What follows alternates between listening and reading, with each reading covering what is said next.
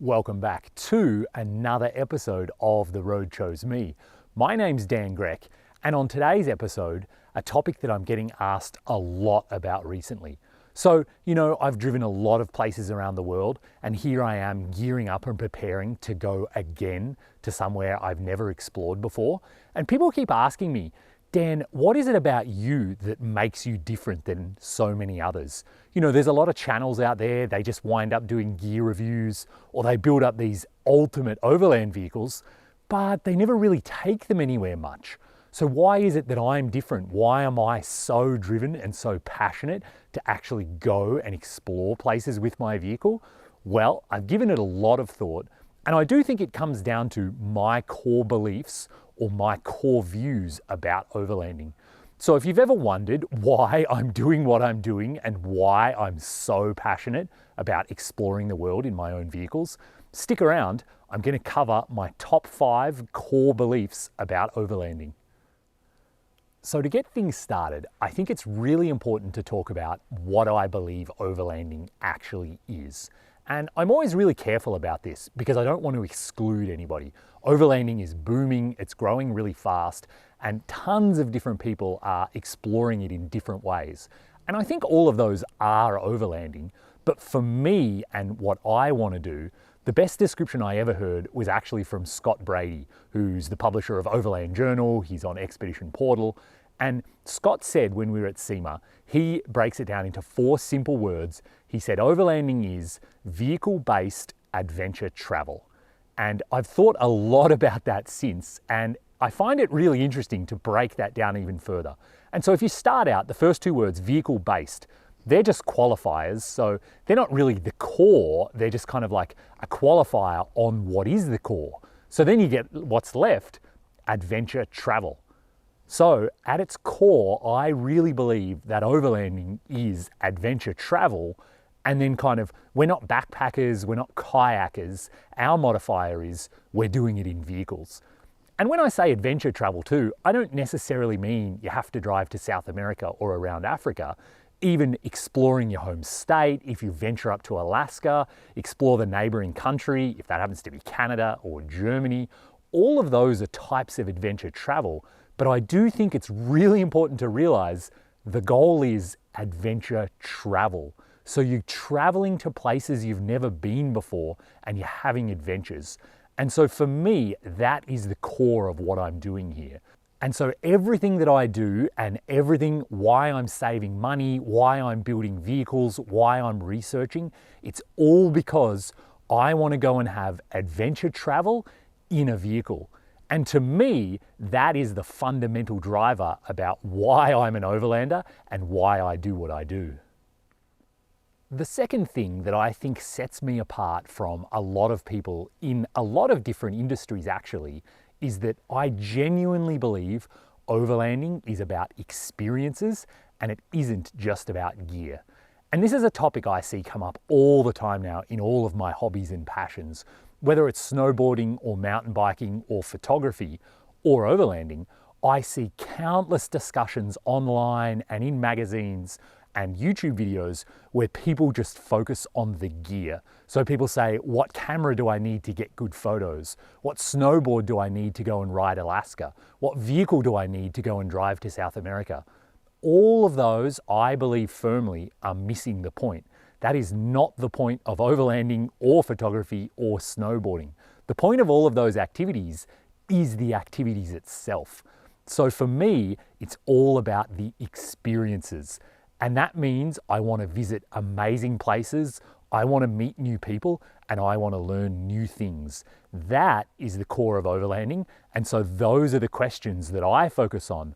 I'm not going to ask anyone, what vehicle are you speccing out to drive wherever you're driving? I ask people, oh wow, what amazing things are you going to see? What language are you going to learn while you're there? What are you excited to learn about or to visit? Or what's your plan? How long will you spend in cities? How long will you spend out remote? I'm all about the experiences you have while you're overlanding. I'm actually not that excited about the vehicles.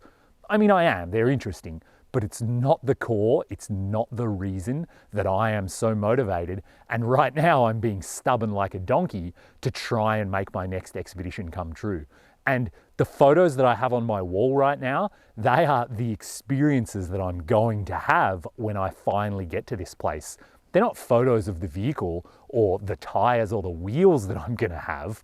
Those things aren't interesting. It's the stunning landscapes. It's the crazy food that I'm going to get to sample. It's all of those things. That is what drives me forward. The next thing that I genuinely believe sets me apart, and again, not only in overlanding, but also in all of my other hobbies that I talked about, is that I genuinely don't believe that bigger or more is automatically better. And I think some of this comes down to the fact that I was raised and I grew up in Australia, and we don't have as much of a consumer society as I experience here in North America.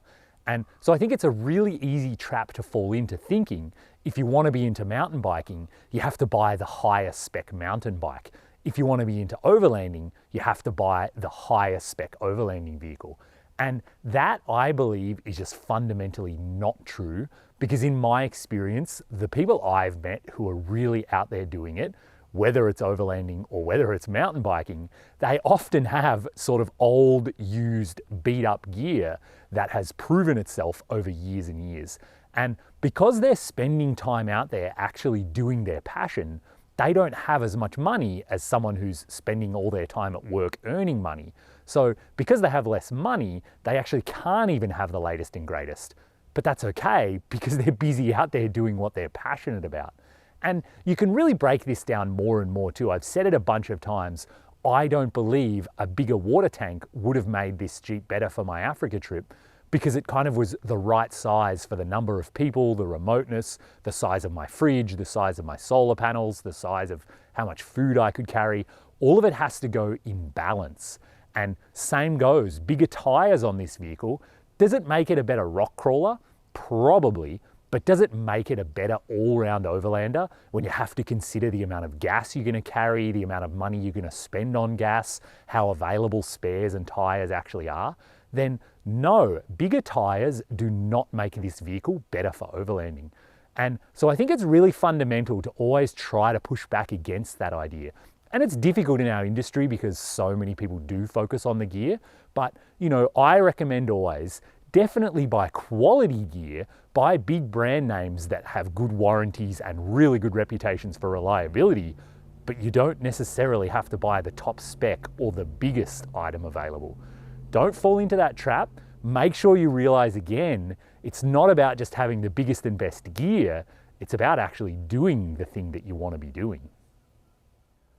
Another one of the things about me that I think sets me apart from other people is that I am very aware that I have a lot to learn and that I'm really curious about the outside world. And so when I go out exploring, I have a really open mind and I'm really excited to learn about how do people live differently than me. And whether that's in Alaska and people are living at -40, or whether that's in Africa and people are living in mud huts and trying to stay out of the way of lions, I'm genuinely curious about that and I want to learn more. And then same goes even for simple things. How do I go about getting food? How do I learn the local language? Or how do I just meet people who are living out in the farming areas of Canada, and what kind of life are they leading? What can I learn from them about how the world works, about how they live, just about everything? I am a very curious person by nature, and I think that really helps drive me forward and be passionate about what I'm doing. I don't really get a whole lot of satisfaction from just sitting on a couch and watching a movie or kind of doing the same old routine every day. My happiness really comes from like pushing out and learning and pushing myself out there to see what I can learn about the world that I didn't know before I left home. And so I think that is a big driver for me and for what I'm doing. When people say, yeah, but why would you want to go around Africa? It's because I want to learn. It's because I'm curious and fascinated, and I'm genuinely interested in whatever's going on in Africa. And then the final belief that I have that I really do think sets me apart more than all of the others is that I firmly believe going is more important than everything else. So again, it's so easy to get caught up in like, what brand of vehicle do you have? What's your fuel range? What size tires do you have? all of those kinds of questions, yeah, maybe you can, spend a little bit of time on them, but going is more important than all of those. When I had the dream of driving to South America, I simply didn't have enough money to outfit my Jeep with all the latest and greatest. So I didn't have a winch, I didn't have a fridge, because I focused on the going. The trip, the experiences, the adventures, the people I met, the lessons I learned, all of those are so much more important than everything else. And I think it's really important to prioritize it this way because it's really going to shape every decision that you make. I saw a really cool interview with Elon Musk lately where they said the goal is to get people to Mars right now. And so when SpaceX are making a decision about how to build their rockets, literally they look at it with the filter of, will it help us get to Mars faster? If yes, we should do it. If no, we'll delay it until some future time and revisit it. And that's right now how I'm prioritizing my next big adventure. Will whatever decision help me get there faster? Will it make my trip better? If yes, then I should do it now. But if not, I don't really need to upgrade tires. I don't need to re-gear the axles. I don't need to look at a supercharger. Those things are not going to help me get there faster, and they're not going to make me have a better trip. So I should delay them, because after all, going is the most important thing, and that's what we should be focusing on, and that's the priority above all else. So I hope that video has been helpful, and I hope it really gets you thinking about your priorities and about what you want to focus on. And I want to be really clear too, I'm not trying to criticize. If your passion is building vehicles and you want to weld up your own bumper and you want to put monster tires on, that's fantastic. That's an amazing hobby, and I wish you all the best and enjoy it.